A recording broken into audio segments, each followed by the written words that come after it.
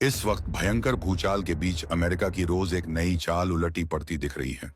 एक तरफ वेनेजुएला पर कुछ दिन पहले हमला कर वहां के राष्ट्रपति को अपने कब्जे में ले लिया था, तो अभी ईरान के खामनेई को उड़ा डाला। ऐसे में अमेरिका की दादागिरी अब बढ़ती जा रही है। वही भारत पर टैरिफ एक्सपोर्ट शून्य कर खुद भारत पर टैरिफ थोप रखा है। ऐसे में वैश्विक अर्थव्यवस्था पर भूचाल आया हुआ है। ऐसे में भारत ने अपने रणनीतिक पहले ही टाइट कर दिया है। रूस से दोस्ती को और मजबूत कर दिया है। वही फ्रांस से भी अब कई डील साइन हुई है। ऐसे में भारत अब कहीं पीछे हटने वाला नहीं है। भारत के पास वो शक्ति संतुलन है जो अब भारत हर चाल को नाकाम कर रहा है।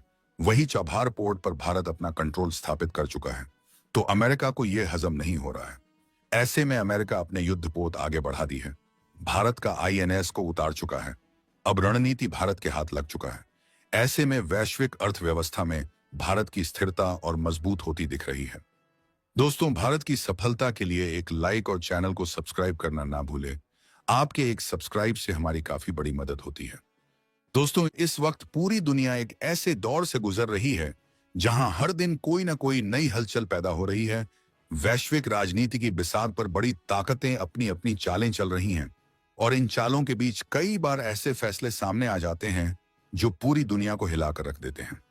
अमेरिका की रणनीतियां पिछले कुछ समय से लगातार सुर्खियों में हैं। एक तरफ लैटिन अमेरिका में बढ़ता तनाव, दूसरी तरफ मिडिल ईस्ट में बदलती परिस्थितियां, और तीसरी तरफ एशिया में नई शक्ति संतुलन की राजनीति। कहा जा रहा है कि अमेरिका ने हाल के दिनों में ऐसे कदम उठाए हैं जिनसे कई देशों के साथ उसके रिश्ते और ज्यादा तनावपूर्ण हो गए हैं। वेनेजुएला की राजनीति हो, ईरान के साथ टकराव हो, या फिर एशिया में बढ़ती सामरिक प्रतिस्पर्धा, हर जगह अमेरिका की सक्रियता दिखाई दे रही है। लेकिन इसी बीच एक देश ऐसा भी है जो चुपचाप अपनी रणनीति को मजबूत करता जा रहा है, और वो देश है भारत। दोस्तों, भारत पिछले कुछ वर्षों में जिस तरह से वैश्विक मंच पर अपनी स्थिति मजबूत कर रहा है, उसने कई बड़ी ताकतों को सोचने पर मजबूर कर दिया है। एक समय था जब भारत को केवल एक उभरती हुई अर्थव्यवस्था माना जाता था, लेकिन आज भारत को एक रणनीतिक शक्ति के रूप में देखा जा रहा है। वैश्विक व्यापार हो, समुद्री सुरक्षा हो या कूटनीति, हर मोर्चे पर भारत अब पहले से कहीं ज्यादा सक्रिय दिखाई दे रहा है। अमेरिका के साथ भारत के रिश्ते भी दिलचस्प दौर से गुजर रहे हैं। एक तरफ दोनों देश कई क्षेत्रों में सहयोग कर रहे हैं, लेकिन दूसरी तरफ व्यापार और टैरिफ जैसे मुद्दों पर मतभेद भी देखने को मिल रहे हैं। कई बार ऐसा भी हुआ है कि अमेरिका ने भारतीय उत्पादों पर टैरिफ लगाए, जिससे भारत के निर्यात पर असर पड़ा। लेकिन भारत ने भी साफ संकेत दे दिया है कि वह अब अपनी आर्थिक और रणनीतिक नीतियों को स्वतंत्र तरीके से आगे बढ़ाएगा। यही कारण है कि भारत ने पिछले कुछ समय में अपनी कूटनीति को काफी संतुलित तरीके से आगे बढ़ाया है। रूस के साथ भारत की दोस्ती दशकों पुरानी है, और आज भी दोनों देशों के बीच रक्षा और ऊर्जा के क्षेत्र में मजबूत साझेदारी बनी हुई है। रूस से भारत को मिलने वाले रक्षा उपकरण और ऊर्जा संसाधन भारत की रणनीतिक जरूरतों का महत्वपूर्ण हिस्सा हैं। वहीं दूसरी तरफ भारत ने फ्रांस के साथ भी अपने रिश्तों को मजबूत किया है। फ्रांस के साथ रक्षा सहयोग, तकनीकी साझेदारी और इंडो पैसिफिक क्षेत्र में रणनीतिक सहयोग तेजी से बढ़ रहा है। दोस्तों, इसी रणनीतिक संतुलन का असर अब हिंद महासागर क्षेत्र में भी दिखाई दे रहा है। हिंद महासागर आज दुनिया के सबसे महत्वपूर्ण समुद्री मार्गों में से एक है। यहां से होकर दुनिया के बड़े हिस्से का व्यापार गुजरता है। तेल और गैस की सप्लाई का बड़ा हिस्सा भी इसी क्षेत्र से होकर जाता है।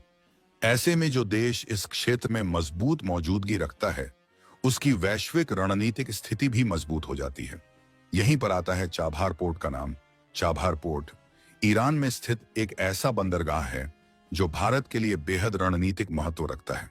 यह बंदरगाह भारत को अफगानिस्तान और मध्य एशिया तक पहुंचने का एक वैकल्पिक मार्ग देता है, और यही वजह है कि भारत ने इस पोर्ट के विकास में महत्वपूर्ण भूमिका निभाई है। जब भारत ने चाबहार में अपनी मौजूदगी मजबूत करनी शुरू की, तो कई देशों की नजरें इस पर टिक गईं। कुछ देशों को यह कदम पसंद आया, लेकिन कुछ देशों को यह बिल्कुल भी अच्छा नहीं लगा, क्योंकि यह बंदरगाह केवल व्यापार का रास्ता नहीं है, यह एक रणनीतिक केंद्र भी बन सकता है। इसी बीच खबरें सामने आईं कि इस क्षेत्र में अमेरिका की नौसैनिक गतिविधियां भी बढ़ गई हैं। अमेरिकी युद्धपोतों की हलचल ने पूरे क्षेत्र का माहौल और ज्यादा संवेदनशील बना दिया। लेकिन भारत भी अब पहले वाला भारत नहीं रहा। भारत की नौसेना आज दुनिया की सबसे शक्तिशाली नौसेनाओं में से एक मानी जाती है। भारत के पास आधुनिक युद्धपोत पनडुब्बियां और एयरक्राफ्ट कैरियर मौजूद हैं। और यही वजह है कि हिंद महासागर में भारत की मौजूदगी को नजरअंदाज करना अब किसी के लिए आसान नहीं रहा। जब भी इस क्षेत्र में कोई हलचल होती है, भारत तुरंत अपनी रणनीति को सक्रिय कर देता है। भारत की सबसे बड़ी ताकत यह है कि वह केवल सैन्य शक्ति पर ही निर्भर नहीं है। भारत की आर्थिक मजबूती भी लगातार बढ़ रही है। आज भारत दुनिया की सबसे तेजी से बढ़ती बड़ी अर्थव्यवस्थाओं में से एक है। वैश्विक सप्लाई चेन में भी भारत की भूमिका बढ़ती जा रही है। कई बड़ी कंपनियां अब अपने उत्पादन का हिस्सा भारत में स्थानांतरित कर रही हैं। इसका सीधा असर भारत की आर्थिक स्थिति पर पड़ रहा है और यही कारण है कि वैश्विक अर्थव्यवस्था में भारत की स्थिरता और मजबूत होती दिखाई दे रही है। आज की दुनिया में केवल ताकत से काम नहीं चलता। रणनीति, कूटनीति और आर्थिक शक्ति, इन तीनों का संतुलन ही किसी देश को असली शक्ति बनाता है। भारत धीरे धीरे इसी संतुलन को मजबूत कर रहा है। एक तरफ अमेरिका के साथ सहयोग बनाए रखना, दूसरी तरफ रूस के साथ पुराने रिश्तों को कायम रखना और तीसरी तरफ यूरोप और एशिया के देशों के साथ नए समझौते करना, यही वह रणनीति है जिसने भारत को वैश्विक राजनीति में एक अहम खिलाड़ी बना दिया है। आने वाले समय में यह देखना बेहद दिलचस्प होगा कि हिंद महासागर और मिडिल ईस्ट में शक्ति संतुलन किस दिशा में जाता है। लेकिन एक बात साफ है, भारत अब किसी भी वैश्विक समीकरण में नजरअंदाज करने वाला देश नहीं रहा। आज भारत के पास आर्थिक शक्ति भी है, सैन्य क्षमता भी है और कूटनीतिक समझ भी। और शायद यही कारण है कि दुनिया की हर बड़ी ताकत अब भारत के हर कदम को बहुत ध्यान से देख रही है, क्योंकि आने वाले समय में वैश्विक राजनीति की कई बड़ी चालें भारत की भूमिका के बिना पूरी नहीं होंगी। अरब सागर की सतह पर इस समय जो असामान्य शांति दिखाई दे रही है, वह केवल समुद्र की खामोशी नहीं, बल्कि वैश्विक राजनीति के गहरे तूफान का संकेत मानी जा रही है। कई रणनीतिक विश्लेषक मानते हैं कि इतिहास में कई बार ऐसी ही खामोशी किसी बड़े भू राजनीतिक बदलाव से ठीक पहले देखी गई है। आज यह खामोशी उस क्षेत्र में है जहां हिंद महासागर, ओमान की खाड़ी और फारस की खाड़ी के समुद्री रास्ते एक दूसरे से जुड़ते हैं। इसी रणनीतिक चौराहे पर स्थित है चाबहार पोर्ट, जो पिछले कुछ वर्षों में भारत की समुद्री और आर्थिक रणनीति का एक बेहद महत्वपूर्ण केंद्र बनकर उभरा है।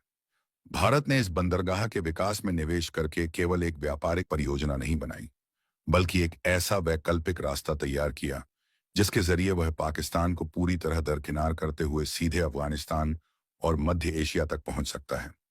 यही कारण है कि इस परियोजना को नई दिल्ली की सबसे बड़ी भू रणनीतिक उपलब्धियों में गिना जाता है।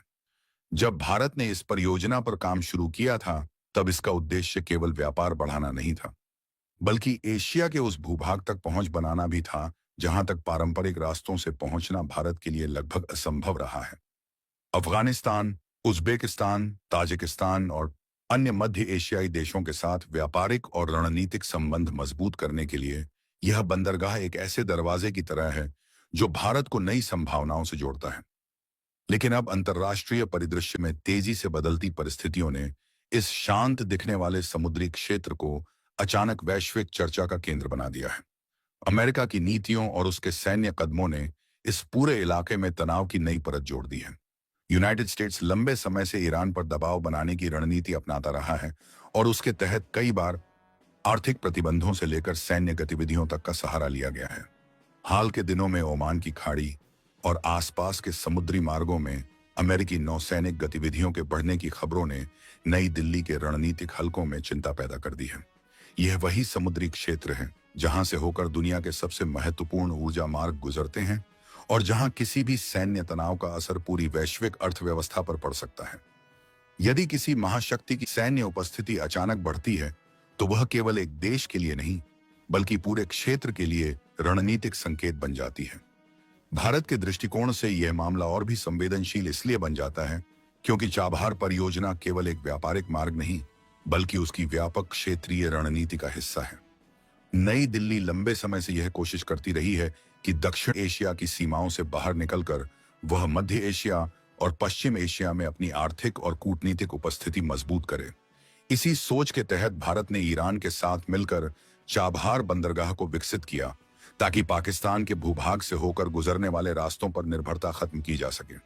पाकिस्तान लंबे समय से भारत को अफगानिस्तान और उससे आगे के बाजारों तक पहुंचने से रोकता रहा है। ऐसे में चाबहार ने भारत के लिए एक ऐसा समुद्री और स्थल मार्ग तैयार किया जो सीधे अफगानिस्तान के जरांज दिलाराम कॉरिडोर से जुड़ता है और वहां से मध्य एशिया के विशाल क्षेत्र तक जाता है। यही कारण है कि जब भी इस इलाके में किसी बड़ी शक्ति की सैन्य गतिविधि बढ़ती है तो उसे केवल सामान्य नौसैनिक गश्त के रूप में नहीं देखा जाता। रणनीतिक विश्लेषकों का मानना है कि समुद्री शक्ति का प्रदर्शन अक्सर राजनीतिक संदेश देने का एक तरीका भी होता है। अगर कोई महाशक्ति किसी खास क्षेत्र में अपने युद्धपोतों की संख्या बढ़ाती है या सैन्य अभ्यास शुरू करती है तो उसका उद्देश्य केवल सुरक्षा नहीं बल्कि प्रभाव स्थापित करना भी हो सकता है। भारत के लिए यह स्थिति इसलिए भी जटिल हो जाती है क्योंकि उसे एक तरफ अमेरिका के साथ अपने बढ़ते रणनीतिक संबंधों को बनाए रखना है और दूसरी तरफ ईरान के साथ अपने पुराने आर्थिक और भू राजनीतिक हितों को भी संतुलित करना है। नई दिल्ली की विदेश नीति लंबे समय से रणनीतिक स्वायत्तता के सिद्धांत पर आधारित रही है। इसका मतलब यह है कि भारत किसी एक शक्ति ब्लॉक के साथ पूरी तरह नहीं जुड़ता बल्कि अपने राष्ट्रीय हितों के आधार पर अलग अलग देशों के साथ संबंध बनाए रखता है। इसी कारण भारत एक तरफ अमेरिका के साथ रक्षा सहयोग बढ़ाता है, वहीं दूसरी तरफ ईरान के साथ ऊर्जा और बुनियादी ढांचे की परियोजनाओं पर काम भी करता है। चाबहार परियोजना इसी संतुलन की एक मिसाल है। लेकिन अगर इस क्षेत्र में सैन्य तनाव बढ़ता है तो भारत के लिए इस संतुलन को बनाए रखना और भी कठिन हो सकता है। कुछ रणनीतिक विशेषज्ञ यह भी मानते हैं कि हिंद महासागर और उससे जुड़े समुद्री मार्ग आने वाले वर्षों में वैश्विक शक्ति प्रतिस्पर्धा का मुख्य मैदान बन सकते हैं। दुनिया का एक बड़ा हिस्सा ऊर्जा और व्यापार के लिए इन्हीं समुद्री रास्तों पर निर्भर है। ऐसे में जो देश इन मार्गों पर प्रभाव बनाए रखेगा वह वैश्विक राजनीति में भी अधिक प्रभावशाली होगा। भारत ने पिछले एक दशक में अपनी नौसैनिक क्षमता बढ़ाने और समुद्री बुनियादी ढांचे को मजबूत करने पर विशेष ध्यान दिया है। इसका उद्देश्य केवल तटीय सुरक्षा नहीं बल्कि पूरे हिंद महासागर क्षेत्र में एक जिम्मेदार और सक्षम समुद्री शक्ति के रूप में अपनी उपस्थिति स्थापित करना है। इसी संदर्भ में चाबहार का महत्व और बढ़ जाता है। यह बंदरगाह भारत को पश्चिम एशिया और मध्य एशिया के बीच एक महत्वपूर्ण कड़ी प्रदान करता है और साथ ही हिंद महासागर क्षेत्र में उसकी रणनीतिक पहुंच को भी मजबूत करता है। अगर इस क्षेत्र में किसी भी तरह का सैन्य या राजनीतिक तनाव बढ़ता है तो उसका असर केवल एक परियोजना तक सीमित नहीं रहेगा बल्कि पूरे क्षेत्रीय संतुलन पर पड़ सकता है। यही वजह है कि अरब सागर की यह खामोशी कई विश्लेषकों को किसी बड़े बदलाव से पहले की शांति जैसी प्रतीत होती है। हालांकि अंतर्राष्ट्रीय राजनीति में हर सैन्य गतिविधि को टकराव की दिशा में बढ़ता कदम मान लेना भी सही नहीं होता।